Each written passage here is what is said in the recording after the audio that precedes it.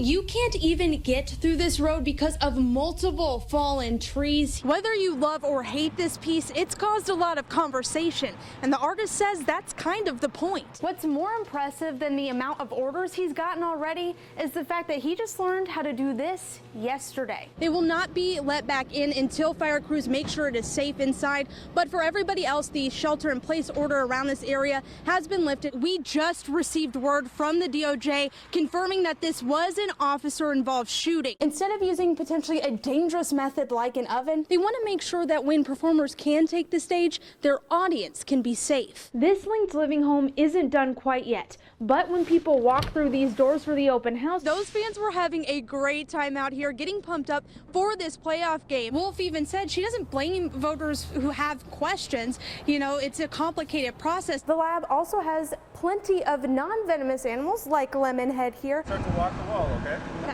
I'm here with Mark Burr, who's in charge of this large, very large rubber duck.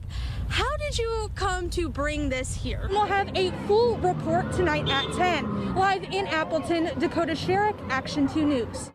It stabs you right in the heart. Jackie Mayer noticed something missing when laying a wreath by her family's gravestones at Lakeview Memorial Park Cemetery. I noticed that my daughter's urn and my grandparents' urn was gone. The urns or vases sit flat in the tombstone but can be flipped to hold flowers. Yeah, this is how they go in. Even missing that one small piece makes an impact. Number one, you don't steal anyway, but you sure don't go out to a grave and take from the dead. You know, it hurts people. Mayer's family isn't the only one with missing vases. Dozens throughout the cemetery have been reported. One thing Mayer noticed was how random the thefts seemed. Not all of her family's gravestones were taken from, and the ones whose vases are now gone, the gravestone right next to them was left fully intact.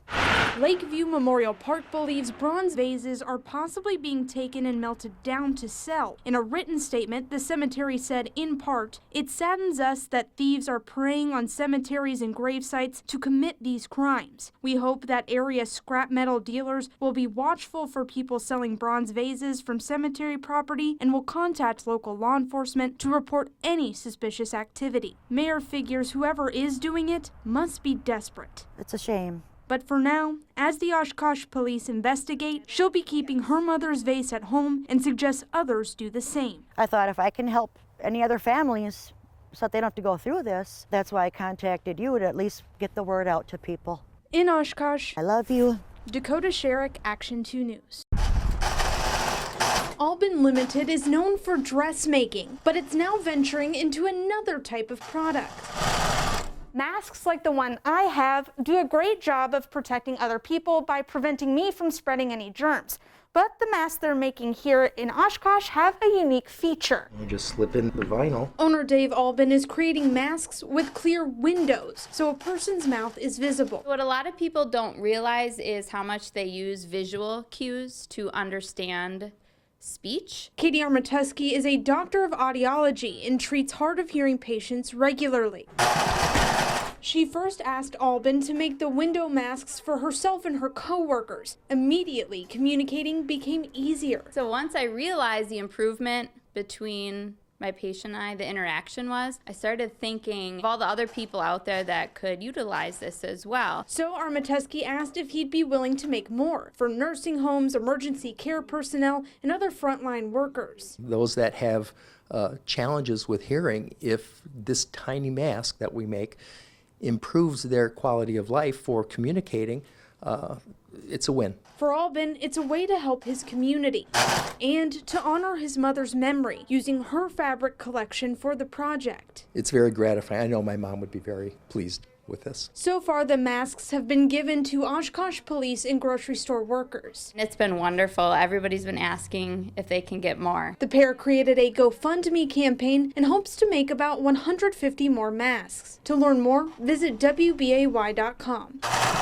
In Oshkosh, Dakota Sherrick, Action 2 News. I'm here and I am protesting because this is not okay. This is not the first time this has happened. This is not the first time that an innocent black man was on his back, not resisting arrest, and was killed. I I'm not gonna lie, when I first saw the video, I was very hurt. To see the video, I got kids, mixed kids, and it really hurt me. And it touched me in some way where I can't explain to some people.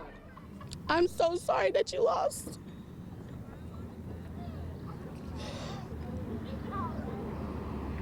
I'm so sorry that you lost your family member just because he was black. That's not something that's okay. This is injustice, and it's not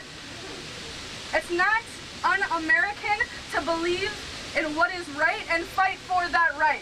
When you got kids, you gotta grow up and then tell them they can't trust the law enforcement. It's very scary, very scary. I'm fully Hispanic, and I feel like even if you're not black, you should be here supporting because it matters and it needs to change now. It's not a black thing, it's not a white thing, it's a right thing. Say his name!